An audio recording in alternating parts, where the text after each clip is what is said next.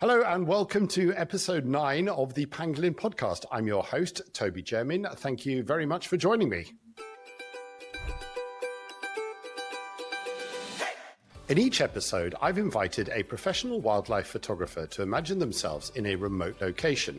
And along with their camera gear, they're allowed to bring 5 photographs to hang on the wall of their humble dwelling. 4 of these must be their own, and the final image is one they admire by another photographer.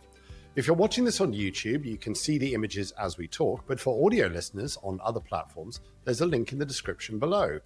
On today's show... My heart was racing and I was kind of trying to take the picture, and I was thinking, my goodness, this is such a rare moment. I need to make sure I haven't messed it up. And so I was stealing precious seconds to check back on what I'd taken. And then suddenly I kind of blinked and thought, why am I seeing double here? My guest today is a distinguished British wildlife photographer, conservationist, and the founder of the Remembering Wildlife book series, which brings together top photographers to raise awareness and crucial funds for endangered species around the world. Her transition from a successful career in public relations was inspired by a deep passion for conservation, sparked by a pivotal encounter with an elephant poaching incident in 2014. Through Remembering Wildlife, she has united hundreds of photographers and helped raise over £1 million for conservation projects, earning her an MBE to boot. Welcome to the show, Margot Raggett. Hi, Toby. Thank you for agreeing to have me on the show. I'm really happy to be here. It's an absolute pleasure having you here. And as this is going out today, it is rather a momentous occasion because in the last couple of days, you will have published the 10th anniversary, or the 10th edition. Is it 10th anniversary or 10th edition? Well, it's kind of both. So it's the 10th book. I actually started in 2014 with the poached elephant that I saw. 2015, we announced the first book would be coming, called Remembering Elephants. That came out 2016, but since then it's been a book a year. So this is the 10th book in the series, which I can't really believe. It's quite extraordinary, isn't it? And what a commitment to it as well. I mean, I know from your workload, as soon as you finish a book, there's barely time to catch your breath, and then you're on to the next one. Absolutely. It's a treadmill that I have to sprint to try and keep up with. And every year I say, I'm not going to do another one. I'm too tired. And then I've never had children, but I believe it's a bit like, you know, when you've actually given birth, you've got a lovely baby in your arms and you think, oh, that's quite nice. And then you're happy to do it again. You forget all the pain and you think to yourself, I'm going to do this again. Well, congratulations on making it to 10 editions in 10 years. It is a remarkable achievement. And you were awarded an MBE. That's for all of those who don't know, this is recognition from the establishment, a member of the British Empire. Yes, indeed. Yeah, that was a really lovely moment of recognition. I got to go to Windsor Castle and Princess Anne pinned the badge on me and we had a bit of a chat about what we were doing, and she was really encouraging. So yeah, it was special. Go. So there we go. From the hardest working royal, I think that seems fitting that you received it from her. That's amazing. So what we're going to do in today's episode, in celebration of the 10th anniversary, is we're kind of flipping this a little bit, where the first 4 images are going to be from the series and the last image is going to be from you. So normally we ask the person who's on the episode to present 4 of their images, but we thought Margot has got a trove of images, and now you've had to go and find 4 images that sort of really stand out for you or have big meaning from all of the images you've seen. How difficult was this task? Oh, virtually impossible. But even, say, this 10-year book, I know we'll come on to talk about this, but it has a focus on pangolins, but we've taken the opportunity to kind of choose the best of the best from the last 9 books as well. So I've had to narrow down with my team from kind of 90 pictures per book to 10 already. So then to take, just 4 from that selection has been tough. But you'll see these images are truly beautiful. And if I'm stuck on my island or wherever it is and these are on my wall, I'll be happy to look at them. Brilliant. I remember actually at a launch event in Cape Town putting my hand up when somebody said, are there going to be any questions? I said, when are you doing Remembering Pangolin? So I don't know if you remember that, but I thought it's a bit of a difficult one because there aren't that many pangolin images around. So that was the decision behind this one, was it?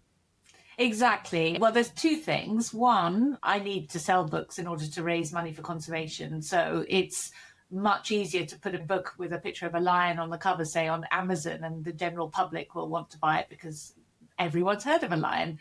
There are so many people who've never even heard of pangolins. But I was really compelled that a book on pangolins was necessary. So I wanted to make one, but I figured if I could, one, have a retrospective of some of the other images in there, it would broaden its appeal, put it that way. And two, it would help us overcome the fact that actually wild pangolin images are very few and far between. So hopefully this has got something for everyone, and by stealth makes them learn about pangolins as well.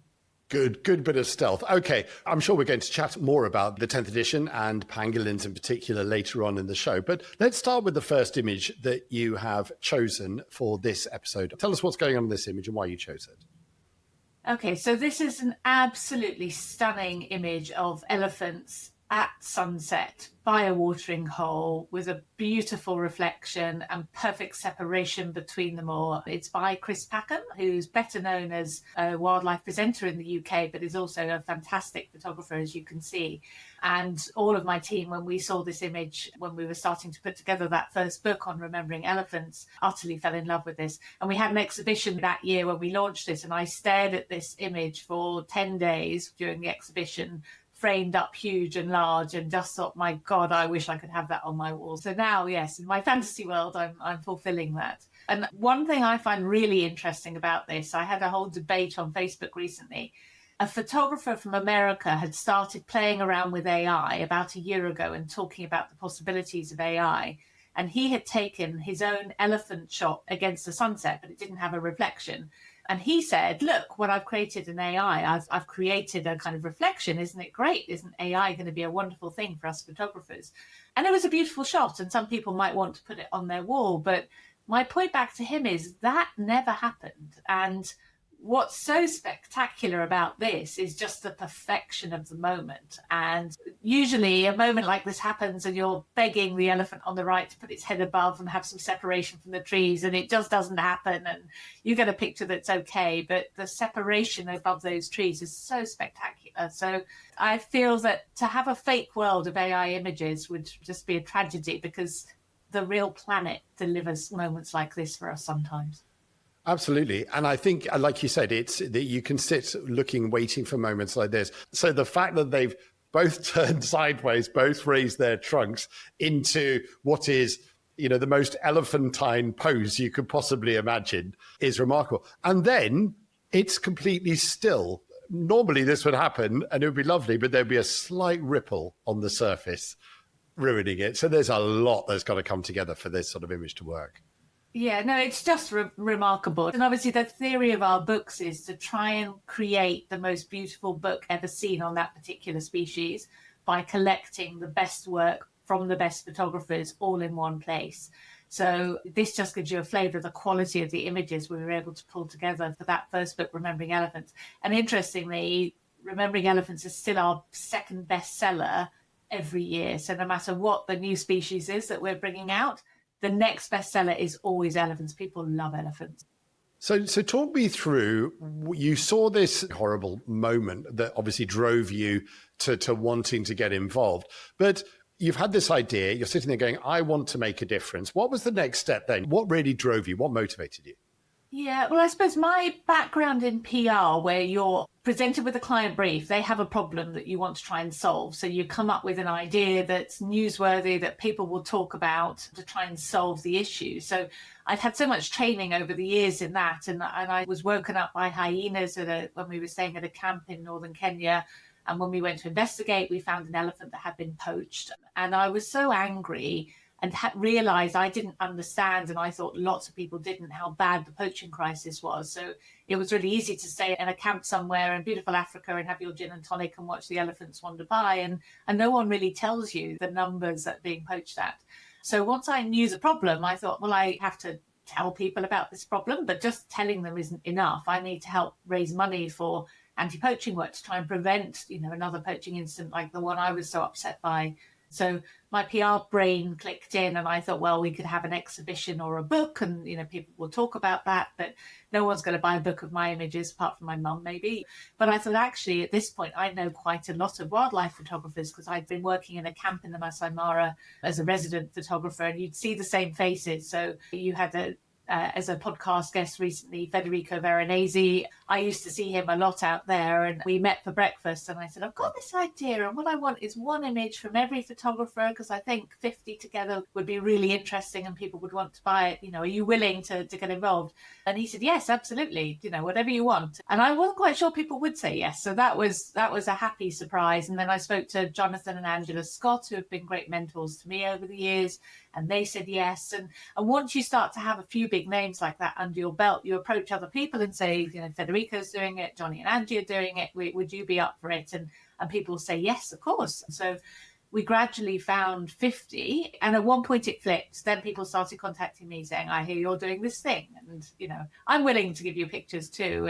And so now we're in a kind of happy but challenging position that more people would love to be in the books than we could possibly fit in. So I have to do a lot of kind of juggling to try and make it work. And that's the danger, isn't it? Because there's so much kudos to being in the book, obviously, that it's gone the other way.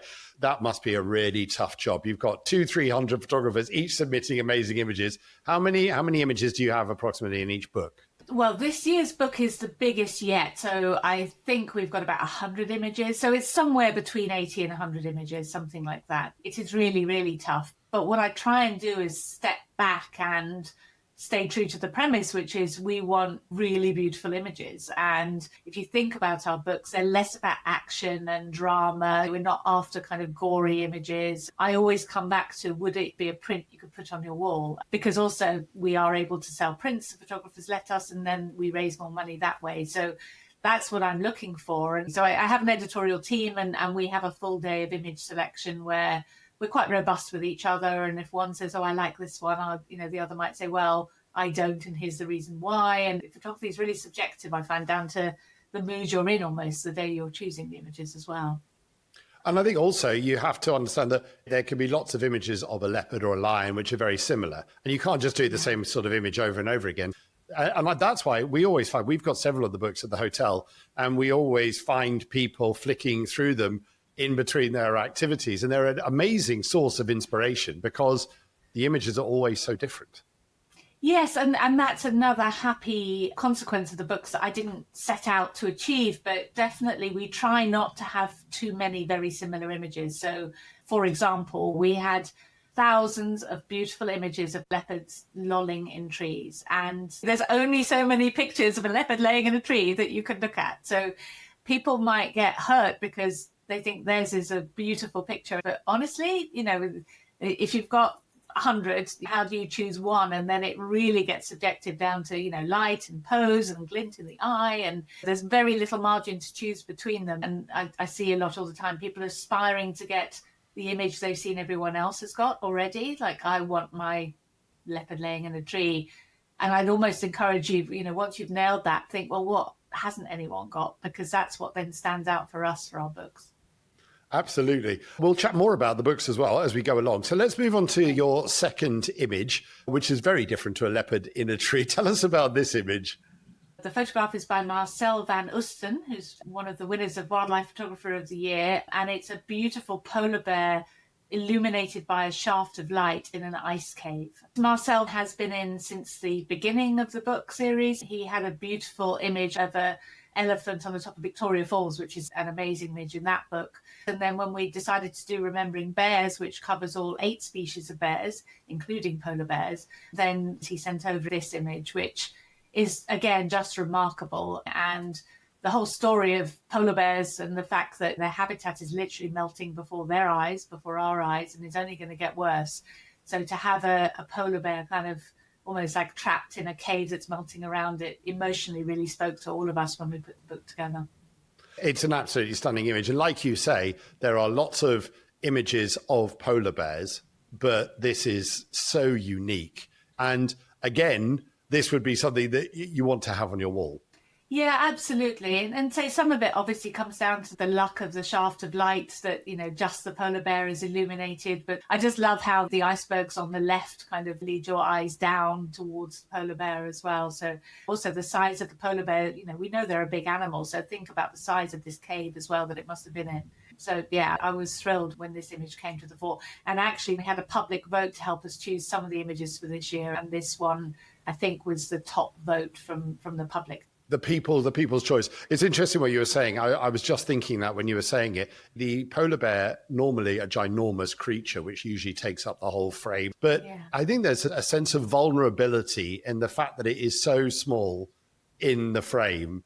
So tell me about bears. What number was that in the series? Was that quite early on? No, you're going to test me now. I think it was about book 6. We did elephants, rhinos, great apes, cheetahs, lions. It might even be 7 wild dogs and then bears, I think. So, yeah, and it was our first foray outside of Africa, which was interesting because every other species until that point had come from Africa, or not only Africa, might be elsewhere as well, but it was Africa. So, and I knew that our audience was very passionate about African wildlife and safaris. So again, it was a bit of a risk for me to move away from Africa. So yes, but I felt it was right to kind of broaden the geography of the wildlife that's endangered that we featured.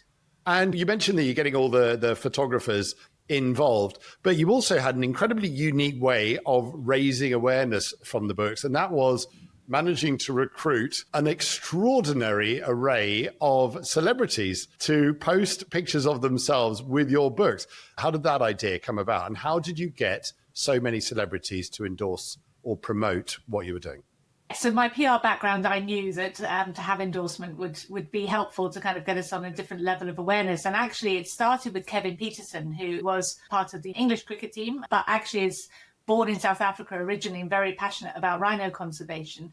And on the day I announced that we were going to do a second book, which was Remembering Rhinos, he announced that he was retiring, but dedicating his retirement to rhino conservation. So I messaged him and said, you know, look at this, we're both doing the same thing and maybe we can support each other. And then he said, well, whatever I can do to push a book on rhinos is good with me. And once I had him doing that, that gave me an idea. So I started thinking, who else do I know? And all of us kind of know someone who knows someone. So I'd actually met someone whose auntie was godmother to Chris Martin of Coldplay. So I wrote to that person and he wrote back to his auntie and said, yes, auntie, I'll hold it up. And it was literally just tracking people down. But I think now we've got a bank of kind of support from all these celebrities. And Russell Crowe doing a video for us was a real high point for me when that came out. And that was actually when I was in South Africa at that conference that you asked that question. All these videos were emerging on that day, which was fantastic. I know. I remember you saying it was a bit of a humble brag. And it was like, I have to go because Michelle Pfeiffer's about to announce the book. And I was like, do what? You've got Michelle Pfeiffer as well. Well done. There we go. So yeah, it doesn't get that much bigger. Okay, brilliant. We're going to take a quick break. And then when we come back, we're going to go delve more into the photographs from the 10th edition book. We'll be back in a second. Welcome back to part 2 of the Pangolin Podcast with my guest today, Margot Raggett from Remembering Wildlife. And we are now on to the 3rd image. Margot, will you tell us a bit about this image and who took it, please? This image is by an Italian photographer based in Kenya called Paolo Torchio, and it is of a leopard in the Masai Mara. But what makes it spectacular is it's balancing on a tree in the absolute pouring rain. And so you've got a little bit of backlighting of it, the raindrops coming through. It's the image actually out of the entire series that I wish I had taken. It really is very beautiful. Like you say, it's not it is a leopard sort of in a tree, but like we discussed earlier on, very, very different. I love the long streaks of rain. It's remarkable that the cat is so happy out there in the pouring rain and just posing. You spent some time in the Masai Mara, didn't you? You were working there, or you did a resident photography? Well, yeah, so I worked as a resident photographer. I used to do January, June and November at Entim Camp. For about 4 years I did that. And my favourite was always photographing leopards. So I had months going out and looking for leopards and I never got this shot. So kicking myself. But what was really interesting, actually, we have a number over the years of images of different animals, so lions as well, and also cheetahs in the pouring rain. And lots of people don't want to go out and take pictures when it's raining. They think it's difficult. And it is indeed difficult to achieve because, you're dealing with mud and your lens getting wet and depending on the type of vehicle you're in. But actually, every time I see a rainy shot, I'm drawn to it. And it is a real lesson what beautiful, beautiful images rain can make. I mean, that's a very important lesson, is the fact that you should never be afraid of the rainy seasons, the shoulder seasons, because they can always end up producing amazing photographs. And this looks like there was a certain amount of sun coming through. Yes, it's dark. Yes, it's raining, but there's a shaft of light coming through, which is it's very Mara. Yes, no, absolutely. So you can see a little bit of rim lighting. So it's obviously light from behind the leopard coming through. And it's worth noting the shutter speed that Paolo chose here. So he would have slowed it down. I don't know what it is, but I'm wondering if it's like maybe 100th or something. So again, in this situation, you're kind of balancing because you're thinking, I'll go slow, but I need the cat not to move. I can't move, but hopefully I'll just get the effect of the range. But it's a kind of brave and experienced photographer who's nailed the kind of static shots and then wants to start playing with shutter speed, both with rain and also we don't have any panning shots here, but that's a whole other genre, which is also fun to play with. And this is remembering leopards, obviously. Let's talk a bit about the fundraising that the books do. So I assume that you find worthy causes, conservation initiatives, which are related to the cover species, as it were. How do you go about finding the right people to donate money to? And give us an idea of some of the donations that you've made on the ground to help with the works there. I've kind of worked on a bit of a principle that actually I was reminded by Ian Redmond, OBE, who edited the Apes book with me. He was actually originally a researcher working with Diane Fossey with mountain gorillas. And he said that one of the things they realized, he went to see his first family with mountain gorillas with Diane Fossey, and she would accept him because he was with her. Then he went by himself and they wouldn't accept him. And so he came to realize and understand that mountain gorillas understand the concept of a friend of a friend. And I use that concept. So as I said, because of Jonathan and Angela Scott, particularly as mentors to me, when I started out, they were able to say, well, you need to speak to Laurie Marker at the Cheetah Conservation Foundation. And you start to know who the good guys are. I'm very careful to just kind of sound out people I trust. If I'm moving into a new species and I don't know some of the characters in that, I'll say, who knows them and do they rate them too? Because there are, like in any walk of life, organizations that are more effective and less effective. So people buy our books knowing that whatever money we can raise from them, we'll donate. And I don't want to waste their money, but I don't waste my time as well. I work so hard to put these books together, so I'm not going to then give the money to the wrong people. And then as for donations that we've given, golly, there's so many over the years. So we've done elephant collaring down in Mana pools, where elephants actually, if they wander out of the protected area, might wander into hunting concessions. We have done programs which are teaching children about wild dogs in Botswana, where wild dogs have a very bad reputation with locals who will want to persecute them. So they actually go around doing schools programs and doing colouring books for them. One that actually we've just worked on together, Toby, very recently is, we've helped fund an ultrasound machine for a lady who works with rescued pangolins to actually check their health, because otherwise she lives a 10-hour round trip from the nearest kind of place where she could have actually done an ultrasound on a pangolin. And a lot of the themes that come together are all about helping people find ways to live alongside wildlife and to tolerate it. So the big threats to wildlife are either conflict with humans, often because of intolerance, poaching, and so where animals are actually being taken for various reasons to go into the wildlife trade, and then climate change as well as another big threat. And so all of our projects we've supported are conservationists coming up with ways to try and mitigate one of those problems. So we've supported 80 projects now across 34 countries, so a lot. Do you have a number? How much money have you managed to give to 80 projects since Remembering Wildlife started? Yeah, so we're currently, our figure is, I think it's £1,280,000, pounds, which is close to 1.6 million US dollars. And yes, the variation normally is between about $10,000 to $30,000 for an organization and sometimes more as well. So yeah, it's more than I ever dreamed. It's extraordinary. And what I really like about your organization is it's not like you're just writing checks to sending it off and wishing people all the best. Most of the places that you then donate money to. For example, we organized for you to go to the Kalahari Wildlife Project. And because of the conversations you were having with Michelle, you knew she needed that scanner. And then we made it happen. It was amazing.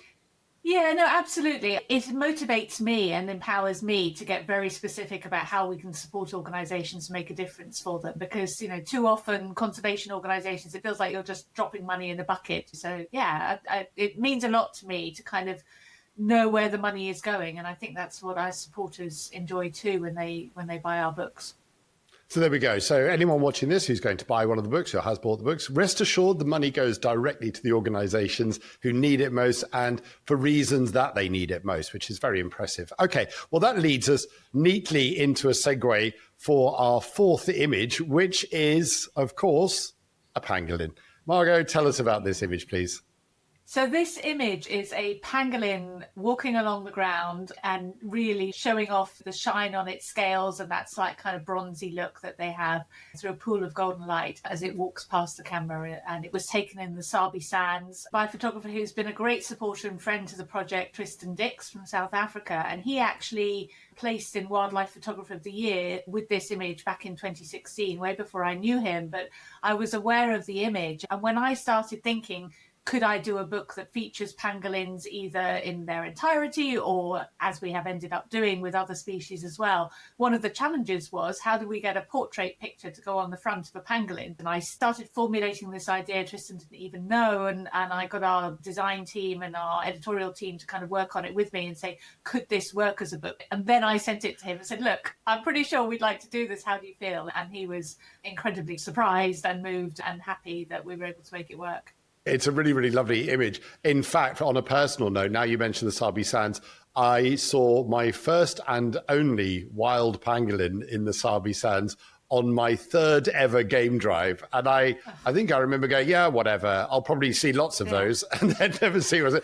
I think that's part of the problem is people don't really, either you totally get the magnitude of what you're seeing or you don't, and you spend a life living in regret. This is the way it works with pangolins. I never see them. So wherever I go, someone has always seen a pangolin the day before I got there or after I leave. The guides kind of message me saying, you should have been here today because we had one in camp. But the fact I went to Kalahari Wildlife Project and was able to spend time with a pangolin there, I've now had my fill of seeing how amazing they are and you know how important it is that we promote their rights through this book. And the book itself, I mean, it's quite a tough market, isn't it? Is there still a growing market for these books, or are you finding it easier or more difficult every year?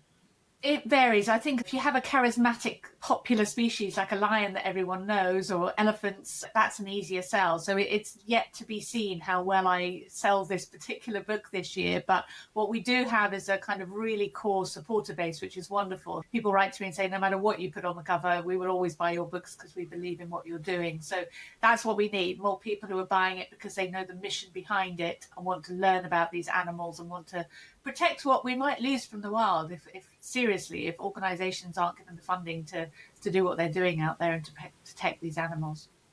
And especially in today's conservation environment with the reduction in funding from the large organizations that used to give a lot of funding for these sorts of things. But I think people are more inclined to give money to people who can affect immediate change, such as your organization, who can get money to people who need it on the ground. And this is a lovely way of donating money, and you also get something in return. So if you are late to the Remembering Wildlife party, you can catch up just in time for the 10th episode. That's the message here. We'll leave a link in the description down below so you can go to their website. And you can also follow Margot on her socials as well as she prepares for the next book. Are you going to, is there an 11th book? I couldn't possibly say. I would have to kill you. Right, that's quite draconian. Okay, well then maybe moving swiftly on before my life becomes endangered, we're going to take a quick break. And when we come back, in reverse, Margot is going to share one of her images that she took. So we'll see you in a minute. Welcome back to the final part of the Pangolin Podcast with my guest today, Margot Raggett. And we are now flipping it slightly, where previously we've asked our guest to choose an image taken by another photographer. In this instance, Margot is going to share one of the images that she took herself. So, Margot, tell us about this image.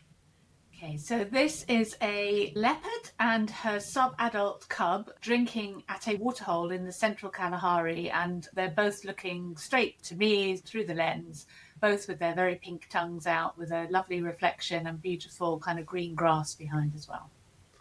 So this, as you say, Central Kalahari, I know exactly where this photograph was taken, Margot, and I know why you chose it. And it's a little bit of you're sort of messing with me, aren't you? So rather than me tell the story, would you like to tell the viewers the story and how this kind of relates to me as well? Yes, indeed. So we were all in camp together in the central Kalahari. It was incredibly hot green season.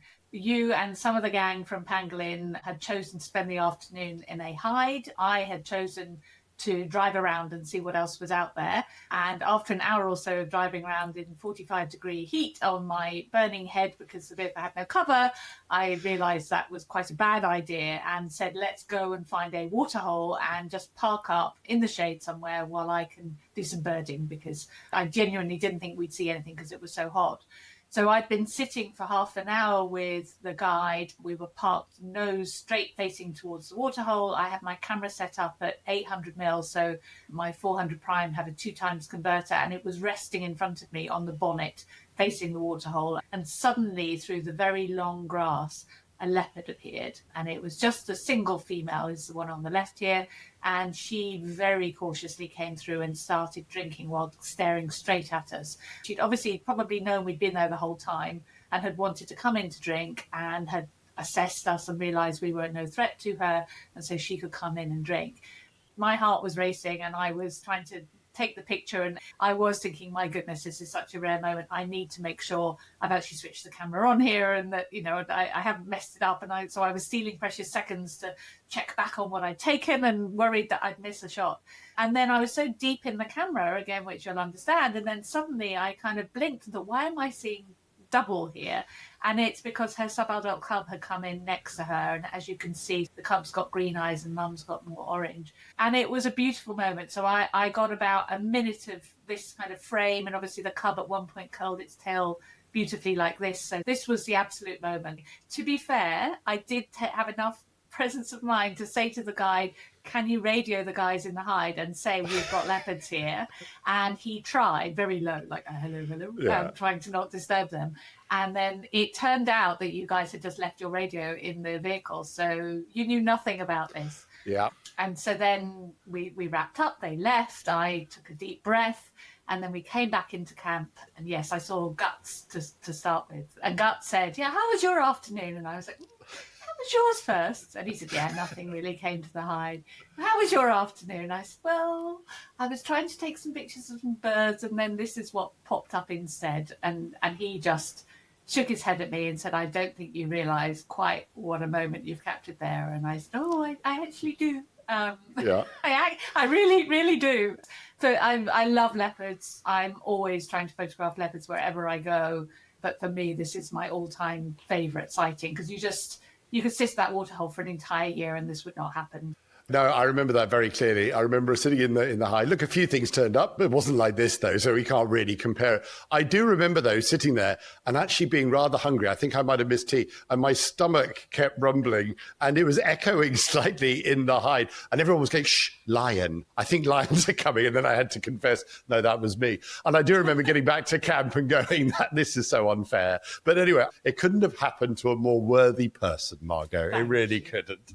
And I love the way when you talked about that moment when you're looking down, you start second guessing yourself and you go, am I really seeing this? And please don't balls this up, because this is not going to happen again. Yes. And it doesn't happen very often. I can count on, kind of one hand, those real moments when you go, oh my God, this is all transpiring in a way that you would write it as a script. And this was definitely one of those. What a lovely moment. Well, I was glad that I was nearby to not share it with you. So congratulations. Thanks. Okay, we've reached the end of the episode. But before we go, we always like to ask our guests, where would they like their humble dwelling to be? So, Margot, imagine your humble dwelling is anywhere in the world where you're going to sit and photograph in perpetuity. Where would you like us to put your humble dwelling? Yes, that is very difficult. I mean, it definitely would be Africa, East Africa, possibly somewhere in Kenya, maybe in a private conservancy somewhere in Kenya, so that I've got more kind of exclusivity for the area and somewhere that I could potter around, and a nice waterhole to watch the sunset as well would be good. Done. Organised. Right. We'll choose one of the conservancies. We'll plop your humble dwelling there with your images, and especially this one. So when I come round for tea in your humble dwelling, you can sit and recall the story of the shot that I missed. Thank you very much, Margot. Margot, I wish you all the best with the launch of the 10th anniversary book. I commend you on such an amazing accomplishment for what you're doing. So very well done. I encourage everybody to go and buy the books and support Margot's work. And on that note, we shall bid you farewell and wish you all the best and look forward to seeing you on safari again, at which point I'm coming on the game drive with you. Yes, do that. Although you might then scare off the leopards with your rumbling tummy. They might not come in and you're so noisy. There is always that risk. Anyway, we shall have to see, won't we? Thank you very much, Margot, for joining me. Thanks for doing this. Thanks. Bye. Thank you for listening to episode 9 of the Pangolin Podcast. We hope you have enjoyed it. As always, we'd love to hear your comments and feedback, so please do leave them down below. And if you don't want to miss the next episode or any of our other wildlife photography videos, make sure you subscribe to the channel and give us a like at the same time. Thank you. Finally, don't forget to sign up to the Pangolin Photo Safari's Friday Focus newsletter. You can do that by heading over to pangolinphoto.com, or you can scan the QR code on your screen now. I very much look forward to seeing you on a Pangolin Photo Safari soon, and all that is left for me to say is that the Pangolin Podcast was hosted by me, Toby Jermyn, and produced and edited by Bella Falk. Thank you.